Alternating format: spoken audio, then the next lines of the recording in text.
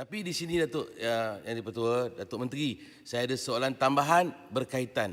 Saya bersyukur kepada Allah Subhanahu Wa Taala hari ini Yang Amat Berhormat Perdana Menteri ada dalam Dewan, Yang Berhormat Menteri Ekonomi ada dalam Dewan, dan Yang Berhormat Menteri Agama sini ada dalam. Saya syukur kepada Allah Subhanahu Wa Taala. Soalan ni saya dah setahun lebih tanya.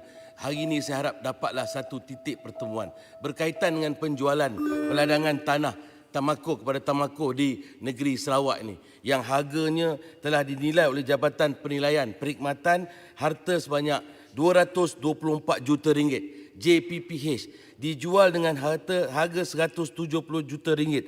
54 juta ringgit dikurangkan, 24% lebih murah daripada harga sebenarnya. Dan kita dah bagi tahu banyak kali bahawa Pen Borneo Highway dah ada di situ, dan Kalimantan iaitu ibu kota Indonesia, Jakarta akan dipindahkan di situ.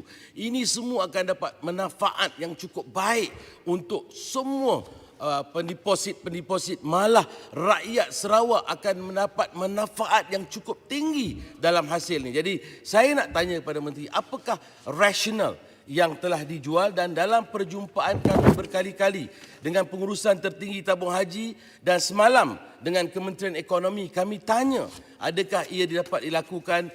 Jawapannya kami masih samar, tidak dapat sama ada dijual ataupun tidak. Dan apatah lagi pada hari ini harga mentah sawit mencecah 3,400. Syarikat ini dah dapat keuntungan hampir 6 juta ringgit.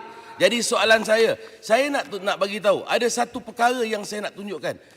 Kementerian Ekonomi telah mengeluarkan surat ini bahawa telah akan dijual. Ni surat dia. Akan dijual dengan harga 170 juta ringgit.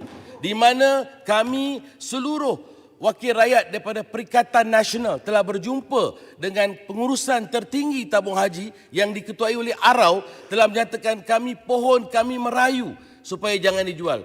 Justru pada pagi yang mulia ini, saya merayu kepada Yang Amat Berhormat Perdana Menteri untuk meneliti perkara ini supaya tidak dapat kita jual. Kesian kepada pendeposit.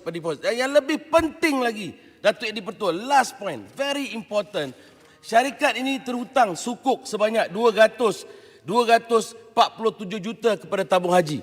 Walaupun penjualan tanah ini dengan harga 170 juta, harga lebih murah iaitu hampir 24%, 247 juta sukuk ini anak syarikat tabung haji harus wajib bayar kepada tabung haji. Dahlah hilang 6,500 hektar tanah. Hutang 247 juta ini pun harus dibayar dengan harga penjualan hanya 170 juta ringgit. Saya merayu kepada Yang Amat Berhormat Perdana Menteri yang ada dalam Dewan ini untuk pastikan dia dapat ditahan dan tidak dijual. Terima kasih Datuk Yang di-Pertua.